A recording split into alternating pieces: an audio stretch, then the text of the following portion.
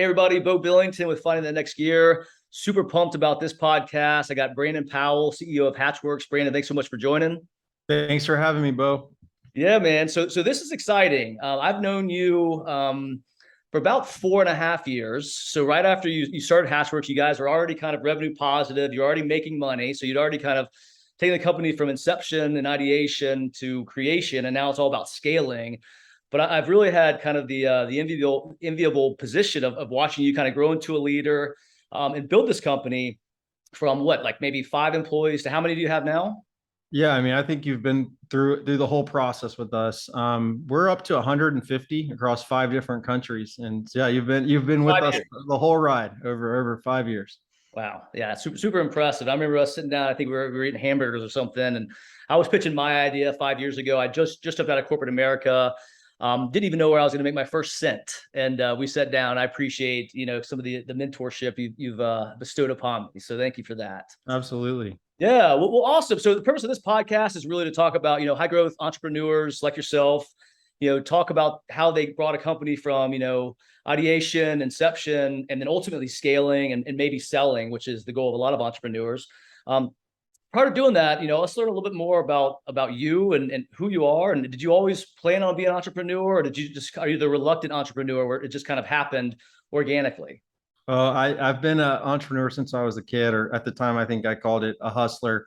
12 years old, mowing yards, stealing the high school guys' yards, cutting them on price. Yes. Yeah, so it started when I was really young. Just basically, I grew up single mom, and so I needed to make money to try to buy the clothes that I wanted, and then when I wanted a car, I had to do that. So I had a lot of different side hustles, I would say, and it's just been in me. It just took years and years, like until I was 35 years old. They really have the courage to really want to go and do it, even though inside of me it had always been there. Yeah, I can relate, and similar story as well. I mean, my parents split when I think I was like, 2 or 3, and my father was always in the picture, but my mom really kind of, took the brunt. And so I started working at 15 as well at a golf course, and never really stopped. And it's kind of instilled in me as well, kind of a work ethic, and more so an interest of doing it on my own. So I can completely relate. And I think I jumped out at 37, so there's some parallels there. But it's funny. I personally was talking about being an entrepreneur since I was like 16, and it took 21 years before I literally had the courage, but also to the means. I had the financial backing that I which allowed me. But yeah, man, that's awesome. So tell us a little bit about Hatchworks. What do you guys do there? Yeah, so Hatchworks, we design and build software solutions using nearshore and US agile teams. So we blend our teams. All of our teams work in the same time zone as our client. And essentially, we're always helping companies with their transformation efforts, whether that's accelerating and getting their technology projects done faster, or building new products that have never existed, or just modernizing existing software that has been around for 20 years and they need to rebuild it so that they can scale their business.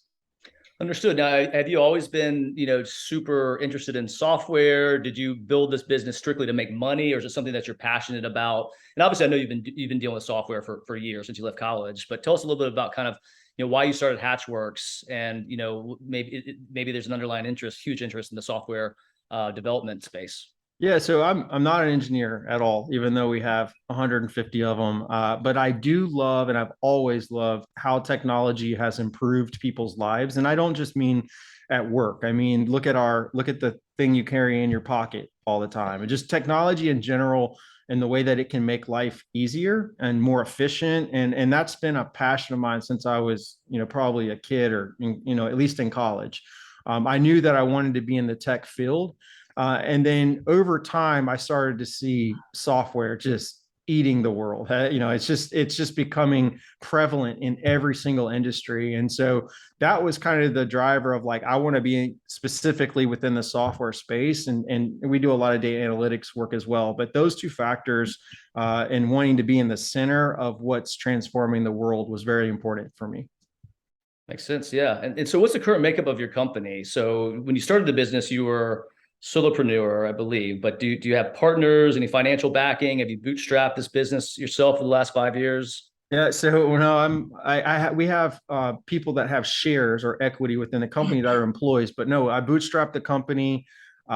There's some crazy stories. I mean, the most I guess, risky one that I didn't realize at the time is when I was in probably the second year, we were doubling in size from about 3 million to 6 million. I had to take a home equity line out on my house to be able to float the cash. Yeah. At the time, I really didn't realize that I could have lost the business and the house, which was Right. the only place I had to live. But yeah, I mean, over time, it went from just me. I haven't taken investors yet. We have a lot of conversations. We're getting to that size where it is time to look at possibly getting some additional funding to try to scale the business. I Yeah. just haven't found the right partner and model to do it. So to date, we're bootstrapped. We depend on lines of credit and stuff like that from the banks that allow us, cash to scale. But I know, at some point there will be a day when we have to take investment to help us get to that next level. Sure, understood. Yeah, I think there's a big misnomer out there though about entrepreneurship, and the float will kill you, right? So like I've been in business 5 years. It was took me 7 months before I got my actual first paycheck, which was a monumental event. I mean, my wife and I went to dinner, and it was this whole big thing. And I think it was another 2 months before I got paid again. But what I feel is a lot of folks out there who haven't walked a mile in your shoes don't realize how tough it actually is. I mean, waking up at 3 in the morning, 4 in the morning, like worrying about payroll, worrying about paying yourself, like figuring out where cash needs to come from, and then also too being beholden to like payment terms of your big customers. Because when you first start your business, I mean, I don't know about you, but I was a yes man. Like you need 60-day payment terms.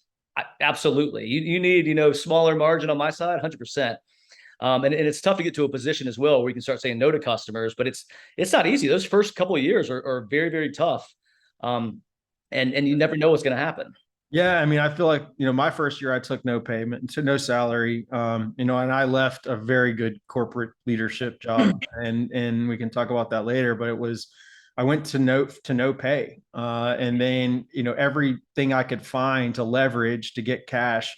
One of the biggest things I did in the first year was I factored invoices, meaning, I would do work, I would send the invoice, and then I would sell the invoice to get money. And I would lose 3% off the top of whatever it was. But I had yeah, I mean, between, home equity line on the house, factoring invoices, not getting paid, that was the first few years. And I would say, even today, we're not 100 million or $1 billion company. So I still feel like we're yes, yes people at times. We have to take the payment terms with these big companies that we want to work with. When they say 90 days, I mean, we don't have the wait. So I still feel like there's a bit of, how we started. I mean, now we don't have to worry about factoring invoices, but we still have to be really scrappy and kind of looking at opportunities to be able to, we have a very entrepreneurial culture because of how we started, and we don't have outside funding. And so we're always looking for ways to make sure that we can make cash flow and payroll and all those things, even 5.5 years in. Yeah, it's funny how the issues never go away. They just get more complex. You get one size, and everything you did prior is now broken, and you need to create new processes, need more cash. And that's what I love about it personally, but that's also what I hate. I miss the days where you could come in and just do like 70%, just like give it 70% of your total capacity for a full-time company, just float through for a month because you needed some time off. Yeah. But here's the luxury. But one of the things I've taught, people are always, they're like, hey, how did you get to there? And, thinking that, you're running we'll do 13, 14 million this year. And they look and say, wow, I mean, that's just a great growth and everything. And then I look and I talk to them and say, well, can you quit your job? And they think for a second about that. Like, yeah, I can quit. I can go tell my boss that I'm leaving and I can go work somewhere else. And as an entrepreneur and a founder, and there's no outside funding, there's no board over, I can't just go leave my job tomorrow. And I don't think people, it's like when you're a solopreneur, if you decide that you're going to leave, there's not other people depending on you. But once you get 150 employees in 5 countries and whatever your story is, you can't just walk away. Like, even if you're tired, I'm not. I love my job. I love what I'm doing. But some people get, they just want to so bad to get there. And then when they start to get there, they didn't quite think of like, well, wait, I can't exit. Like, I can't just walk out of here today. But, you got customers, you're going to get sued if you just walk away, breach contracts and stuff like that. So I think that entrepreneurship is shiny, and it looks like this one amazing object, and I love it. But I also think that there's some things that you can't do once you go down this road of in terms of freedom that you have when you're working in corporate America and can just say, all right, I'm going to go get my next gig. I'm out. No, 100%. My friends think I play golf a lot and have this great quality of life. They don't know that I wake up at 5:50 every single morning. Even if I had a late night out and I'm working and I'm working a good amount in the evenings. Now I'm not hustling maybe as hard as I was the first year or two, but it's not easy. When I go on vacation, I've kind of come to grips with the fact that I'm going to have to do emails. I'm going to have to take calls, and I can't just kind of pause my work life for a week. The show must go on.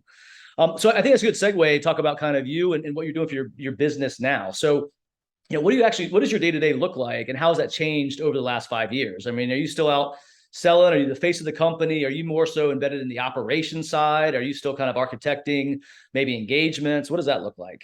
Well, there's good and there's bad. Unfortunately, I'm still selling because one of the lessons for me in blind spot is how do you build a high performing sales organization? And we haven't done that. We've scaled off of client referrals and delivering, which is a good thing. That's super impressive. But if we could but the sales is kind of getting that sales machine is where I spend almost all of my time, more so trying to get where I can get out of it, so that I don't have to I spend over 50% of my time in sales. I'm out hunting, just like our other sales team. So we're trying to build that higher performing sales team that's more on rinse and repeat. And I've always had to do that, right? From day one, I had to sell. I would say what shifted a bit for me is, with people across multiple countries and cultures, I spend a lot of time talking to my team members and trying to learn their cultures. And like this week, I'm traveling to Peru for the first time. We've had a team down there for about a year. This will be my first trip to Peru. We've obviously got the team in Costa Rica, the team in Colombia that I see, at least once a quarter. And so I spend a lot of time traveling and engaging with team members. We didn't have that when I started 5 years ago. We were all US based, mainly all in Atlanta. Right. That was the first couple years. And then as I decided to scale near shore, just, needing more product and engineering talent, wanting all that talent in the same time zone, my life changed a lot because I didn't speak Spanish. I speak very little now, but I started spending a lot of time on an airplane, going down, building that infrastructure, building those relationships, so that now, as we go into the next chapter of Hatchworks on the scaling side, we're now, one integrated team across the Americas, all in the same time zone, trying to deliver great solutions for our clients.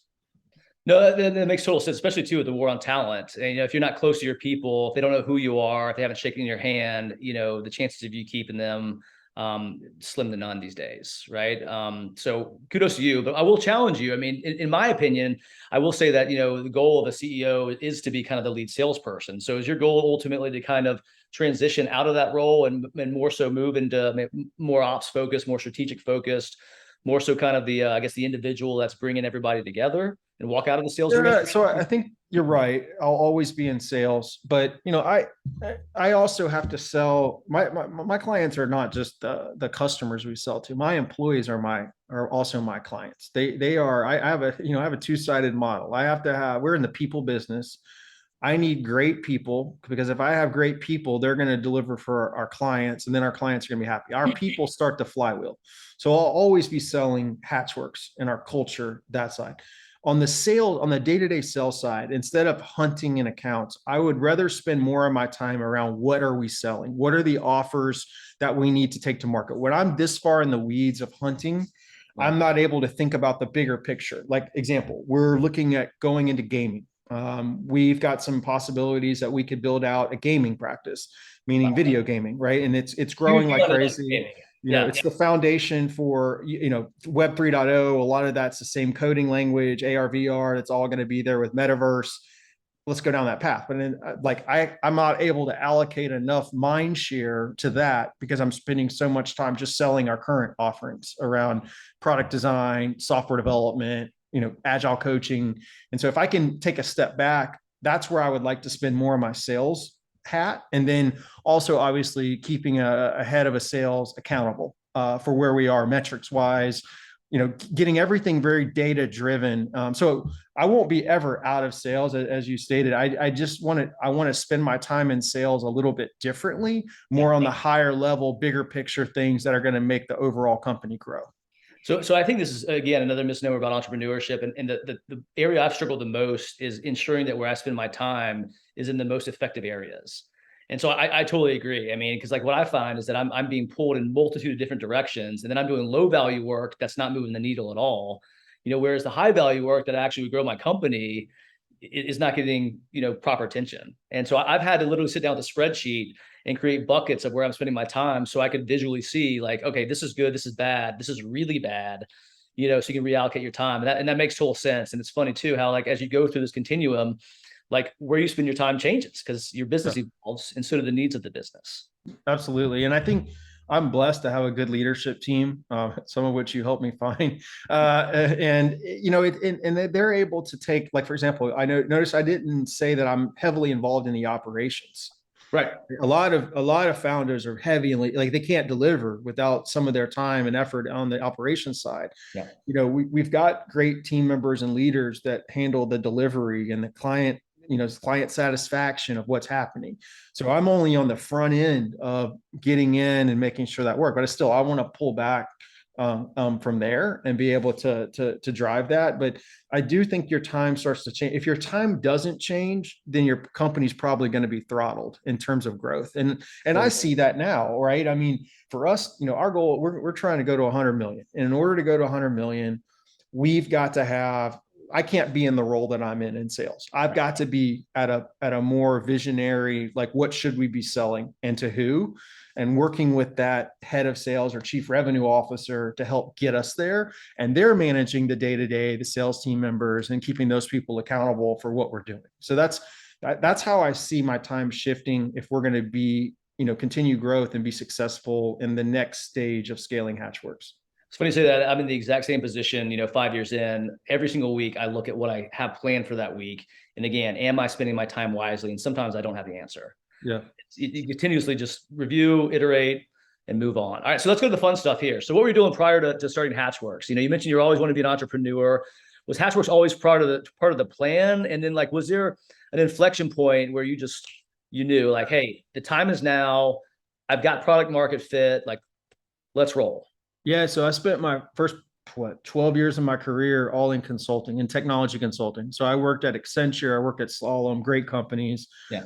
Then I went to AT&T and I ran product for Cricket. So I kind of flipped over to the client side, loved product. And during that time, I did an MBA at Harvard. And when I was there, I met all these people running their own businesses, highly successful, some of which, mom and dad gave them, but it was still interesting. And I started to realize, like, look, they're smart, but I also know that I can at least hang with them. I'm not the smartest person, but I work hard and I think I can do this. So being there, and like, I was so nervous being in the program there, and like, I don't come from the same background.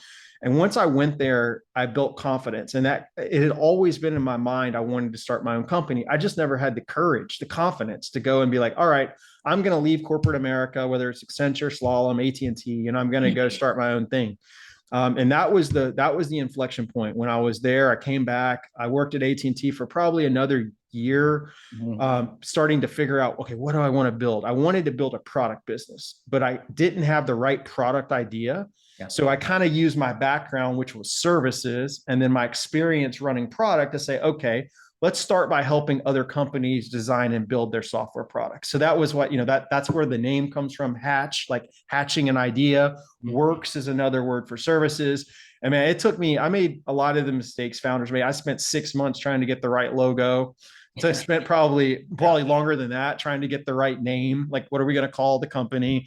Yeah. So I spent a lot of time when like, just kind of like, all right, I got to get this perfect before I leave. And again, I had a great job. I have no complaints about any of the companies I work for. They gave me and instilled in me ideas and ways to lead. And I learned something. I took a nugget from all the companies that I worked with, and that started to come into Hatchworks and the culture that we've built. But yeah, it was just a point where it was a confidence thing, really. I mean, I had it in me since I was little. It's just that I didn't have the guts to go and say, I'm going to give up a 6-figure income to go make nothing.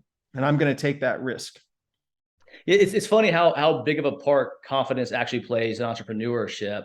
And also too, to your point about, taking 6 months to create a logo. I went through the same thing. So I started my company 2 years before I jumped out of corporate America.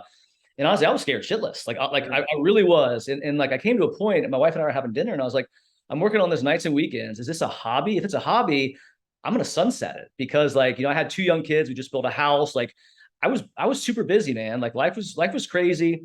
And it also seemed like a lot of risk. And I came to the conclusion that like I'm never going to get this business to 100%, Mm-hmm. especially while I'm like working for a company, and maybe 80% is good enough. Yeah. And I don't know about you, but I literally woke up one day and was like, you know what? I'm putting my 2 weeks in, and 1 week from now, and that's the most nervous I've ever been in my entire life. And Yeah. it wasn't nervous because of my boss. It was nervous because like it was definitive. Like I made up my mind, it was happening, and walking into that meeting, and again sharing that I was getting my 2 weeks. My boss was like, well, "Where are you going?"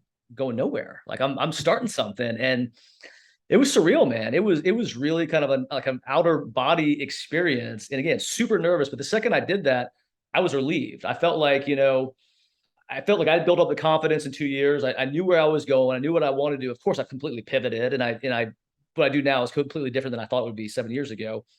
But confidence is a big component, and you've got to do whatever it takes to get that confidence so you feel, comfortable making the leap. Yeah, I mean, it's still. I mean, like, look, my mom thought it was the craziest thing she'd ever heard of. Like, she worked at AT&T. She retired at AT&T. She's like, you have this great leadership position. What in the hell are you doing? Like, I mean, she thought I was crazy. I mean, I'll say this: entrepreneurship is lonely. Like, and when you make that decision, all of a sudden, all those employees that worked for you and that boss you had, like, it flips on you real quick. And for me, they thought I was crazy too. Like, Yes. why would you leave this great career you have? Blah blah blah. But for me, it was about wanting more than just being a executive at a big corporation and having a lot of shares. And at the end of the day, when someone says jump, you still say how high. I don't care what level you're at in the company. If you're at the CEO of AT&T, you're the shareholders and the board, right? Right. And for me, it was about trying to make a bigger difference in terms of what I wanted to do in terms of personal impact and building something from the ground up. And I had this one question that I asked myself before I did it. I said, in 10 years, when you look back, so that was, now 5.5 years ago, when you look back, what do you want your legacy to be? Do you want it to be, okay, I was another social security number at a large company with 100,000 plus employees? Yeah. Or do you want it to be, something that you built from scratch, that you grew from the ground up with a whole team of people, and you're climbing the mountain with them, and at some point there's an exit, and you've kind of put your hand and your fingerprints on what you built, not something that someone else built, in some cases like AT&T 100 years ago. Yeah. And so that was kind of deciding factor to me, was when I started asking my question around, what do I want to see when I look back in 5 years and 10 years? And that kind of helped with the courage. And then the other thing I said myself is, could I get this job I have again? And I would say maybe not, but not. I was convinced that I could always go back to Right. corporate America if that's what I wanted to do. So those kind of were factors in me saying, look, how much am I really losing by leaving right now to go do this? Yeah, I might lose some time, I might lose some money. I'm going to learn so much from this journey, whatever happens, Yeah. that maybe I can always go back, and maybe it's not the exact job, but it's a career, kind of similar career path. So that's how I kind of looked at it. It's like, what is my, like, but in 10 years, I can't go and do this. Like, I'm not going to maybe have the opportunity to try to do this where I Risk am right now. aversion is going to increase. It's a whole slew of factors. It's funny how I don't know if this is rationalization, but I went through the exact same thing. It's like, all right, give myself 2 years. I can go back at the same job. I will lose money, because I had to put money away to do this. But if I don't do this, and for me, the biggest point would like this would be the biggest regret of my life. And I share that with my wife. I was like, if I don't do this and I'm 65, like, and I look back at my career, this would be a big, just kind of, X, Yeah. huge X, and I can't afford to do that when we have one try. And once I started thinking about terms of that, and also too, to your point, the ability that hey, I could go find a job, I could go back, and I can kind of refill the coffers. The decision got a whole of a hell lot easier, got a lot easier. So a couple more questions for you. How long did it take you to find success? You mentioned you didn't pay yourself for a year. But like, how long did it really take where you felt, hey, we got some clients billing, things are happening, this is no longer a concept. I've got a real company here. Yeah, the first year we did 2.5 million, but we were all contractors. I didn't get paid. Second year, I think, I would say it was probably the third year. We did 6 million second year. Third year, started working towards 8. But I would say there was always, and there still is, like, unfortunately, I'm not where I have a goal, a longer term goal of where I want to get to. So I don't feel satisfied in terms of, like, I want, more career path for my employees. I want to be able to pay more. And so I think there became a point around the third year though, where I'm like, we can do this. We can make this. We can do it. I think I was running so fast the first 2 years. And I tell this, I didn't stop long enough to understand the wake of risk and things that were happening, like the home equity line, for example. Like I wasn't even listening to the negativity and the things, once I left and I heard, yeah, you're crazy doing this, blah, blah, blah. I think I started running so fast and so determined that I didn't listen to all the things that could have stopped us, whether it was cash, whether it was something else. But I believe the third year was where I saw it. But I would say even to this day, I run my business knowing that, like, I don't ever feel like, oh, we've made it. We're there. We're like that, because I know that, I don't know what's going to happen. I can't predict the future. COVID for us was a wake up call. We've been a profitable business 4 years in a row. Honestly, we got killed for a year, and now we're just coming back out of it. And I didn't see that coming. How do you run a business in a pandemic that require, many times before, were people going to the office? Now, we've used COVID as the opportunity to pivot our nearshore side of our business, because now working from home, San Jose, Costa Rica and San Jose, California don't matter. There's like one, I would argue one's better because it's in the same time zone, and that's Costa Rica. And so we've pivoted coming out of it, but there was some rough years there where I thought I was making it, man. We were fourth year, we did $12 million. That's 2020. That's going into COVID. I mean, I was like, man, we got this, right? And then boom, like a pandemic comes out of nowhere that we haven't seen in ever how many 100 years. And so that's why I feel like, as a CEO, if you're not constantly thinking about risk and like not over indexing on it, but constantly looking at, as soon as you get comfortable is when you turn into blockbuster. I totally agree. I think the superpower of an entrepreneur is not getting complacent. And like the pandemic was horrible. Like we ended up having a relatively good year that year in spite of the situation, but it was such a wake up call to me as well. And it's put me in a position where, to your point, I'm always evaluating risk. Where are the numbers? Where are we? How's our funnel? Like I'm much more in tune with kind of my business as it is today and what we have planned, in the future. Whereas before that, not that I was flying by the seat of my pants, but I was less methodical about what was going on with the company. Yep. So was there ever a point where you thought about hanging it up?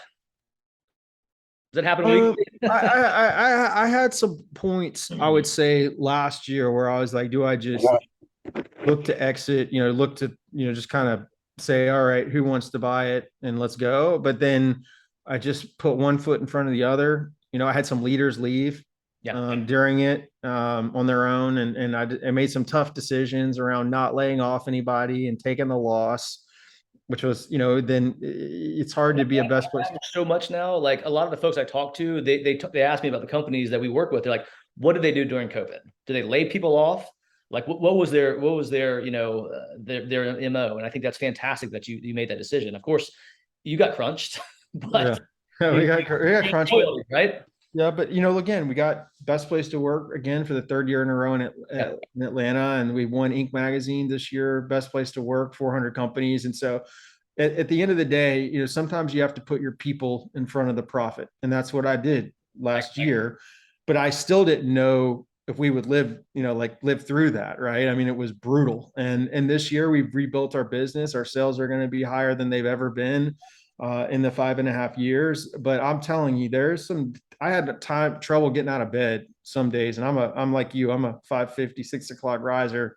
and get on it. And, I think what people don't understand is like when you start to build, like I said earlier, when you start to have 100, 100, 150, 200 and on, depending on, kind of like that's you're providing for their family, stuff like that.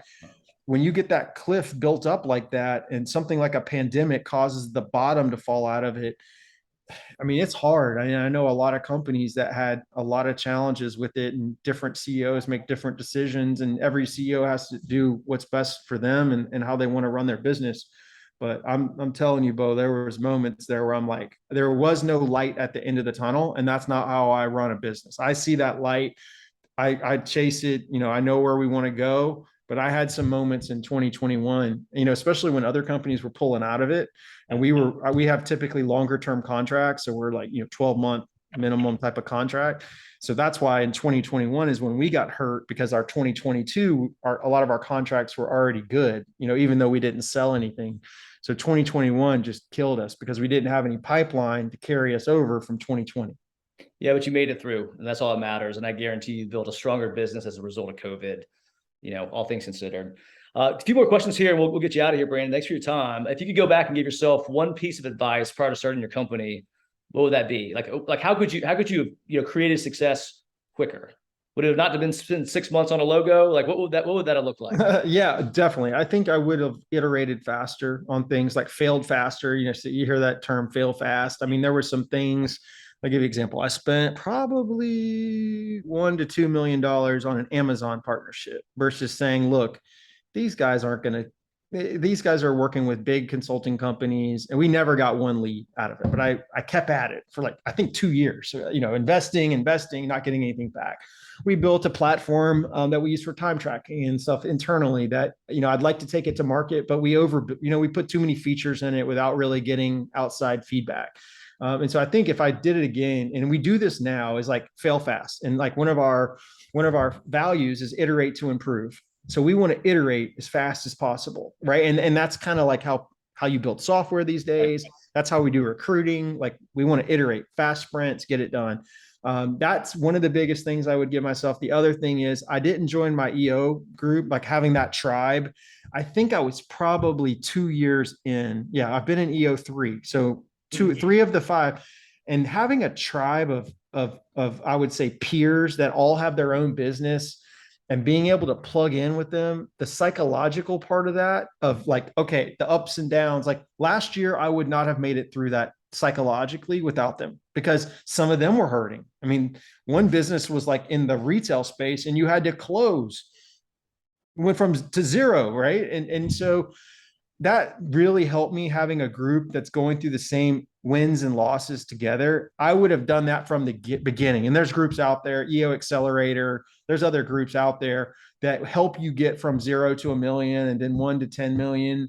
And it's not about necessarily the X's and O's as much as it is like, your wife, you tell her what you're going through and she's like, cool. And I understand, honey, and stuff this, but then to have it with others that had the same problem, their business got killed by COVID, and like, how are you doing, and checking up, and that, I feel like there's a huge benefit to that as an entrepreneur, because I'm telling you, and I tell this to a lot of people, entrepreneurship is over 90% mindset. 100%. 100%. Versus X's and O's. And yeah, I've made all kinds of strategy decisions, but I've always lived to see the next day, mainly because of mindset, to say, all right, I'm not going to listen to these voices. I'm not going to listen to these people that call me crazy. I'm not going to, so if your mindset is not a growth mindset, it's going to get you, because eventually the questions keep getting louder and bigger. And if you don't have that tribe that's also dealing with those questions, and they're not going to let you quit. They're not going to let you kind of go back, and they're always going to help you try to find that light at the end of the tunnel. And it might take a while, but those are the two things that I would do: iterate faster, and then get a tribe to go on the journey with. I totally agree. For the number one trait I've kind of uncovered over my 5 years is perseverance, from an entrepreneur. But it's 100% mental game. And that ties back to perseverance. If you're not mentally strong, you're not going to persevere. Fact. And I went through the same thing. I would try to talk to my friends, family, my wife, everybody's in corporate America. and they didn't understand about this career path that I chose with all the risk, even though that's relative, and that's a topic for another day. But they didn't understand the path, the path that I chose, and so I couldn't really talk to them about what I was experiencing. Also, like, couldn't get ideas from them on where I should spend money because they had a completely myopic and different view of the world than I did and than I do now. So I get it. And with the thing about the tribe, totally agree. Like I try to, the only people I talk about entrepreneurship with is entrepreneurs. Yeah. And that's my safe space. Is where I feel comfortable. And I totally agree. We all have kind of the same problems, even if the businesses are diverse. Yeah, All absolutely. right. So final round, lightning round here, Brandon. Gonna go through this quick and get you out of here. What's your favorite aspect of being your own boss? Ooh. Uh, I think the biggest thing with being my own boss is really being able to lay out what I want to do each day and each week and each year and like there's no one else really deciding that in terms of like no one's laying and telling my vision for me. And I always, in my career, it was always like, here's our big goals for the year. How are your goals going to fit in with these goals? Well, now I make the big goals for the year, and that allows, and that's not more of an ego thing as much as it is like I want to be able to kind of put my fingerprint on where I want the company to go. Mhm. And so, a lot of people will be like, I want the freedom of time. So I don't have more freedom of time. I have less freedom of time, but I have more freedom of direction of where the company's going. And that's what I really like in terms of being a boss. And really, I always think about my team, and I hated it when I was told to do something that I knew would impact my team. Right. I didn't have the freedom Thank God. to be able to kind of say, no, there's another way to do this. And anyway, so that's what I like is really the freedom of being in control and being able to lay out my vision for where I want to take the company, and then we go and execute on it. Totally agreed. All right. Flip side of that, what's your least favorite part of being your own boss? I think the pressure around, honestly, or even around payroll to these days, right? Like I always think about like, if there's a dip in business, I always want to be able to pay these people that trusted Hatchworks with their career. And, because there's no one else's money involved and we're bootstrapped, I still feel like it's on me, even as we've grown to this size. And so I think I won't sleep easier probably until I do take some outside investment. And then there's some additional shared responsibility in terms of growth and direction. But that's the thing that I think if I think about it too long, it can be, it can hinder me in the way I think about things. And so when I do have nights with no sleep, it's typically because, okay, we're growing, but we still, with growth comes cash flow constraints, and cash flow constraints are what you use to pay your payroll. And that's always my number one priority is making sure that we can take care of our people. Understood. What's your biggest success?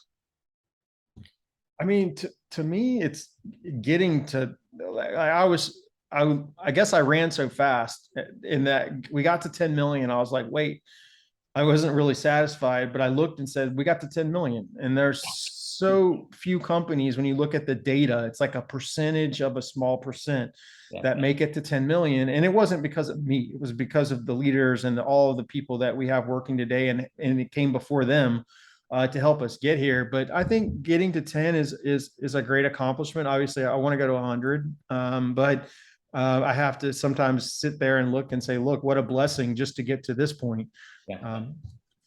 So what about your biggest failure?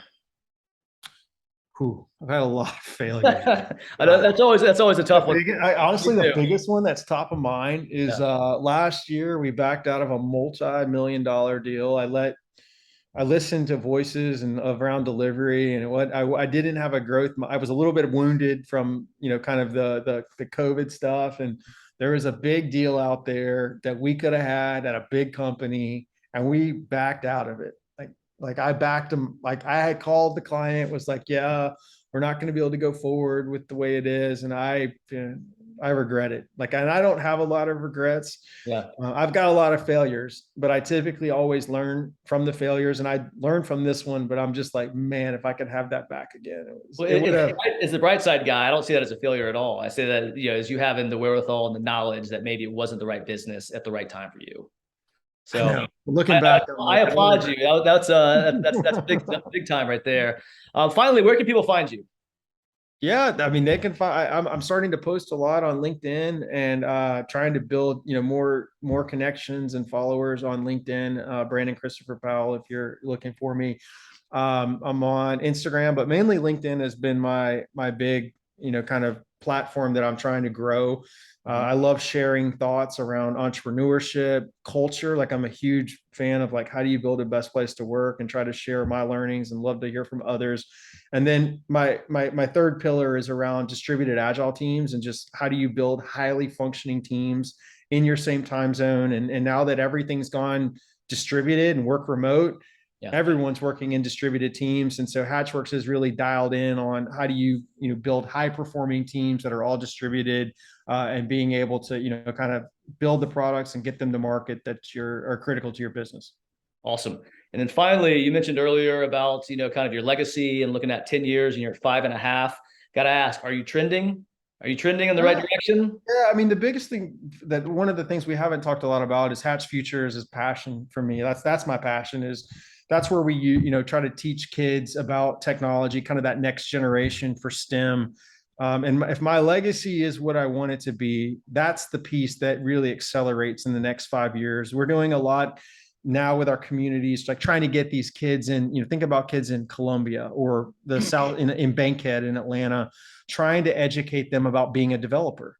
How do you, or a designer, because Nice. those are the highest paying jobs. That's the whole reason I had to go outside the United States because there's not enough developers in Atlanta, Georgia. It's why our clients have to go outside the United States because they can't find enough developers or talent. And so Hatch Futures is what I really want, kind of the thing that's left behind where we've really changed career paths and built talent pools of that next generation. And I'm hope, we're getting these kids now where we're starting to talk to them in high school. Then we Mhm. get them into an internship, and they're going to college. So by the end of this, I should start to see those kids that we talked to early on Oh man, that's become awesome. eligible to be employed. And that thing has come full cycle. And so that's really I think the most rewarding for me. It's not a revenue number. It's not Yeah. a number of people. It's not an exit size. It's the impact that we might be able to make on our communities through the Hatch Futures portion of our company. That's super cool, Brandon. You truly are a visionary, man. Thanks so much for coming on. Really appreciate it. Sincerely. Yeah. Thanks, Bo. I appreciate it, man. You got it, man. You. Not at Bye. all.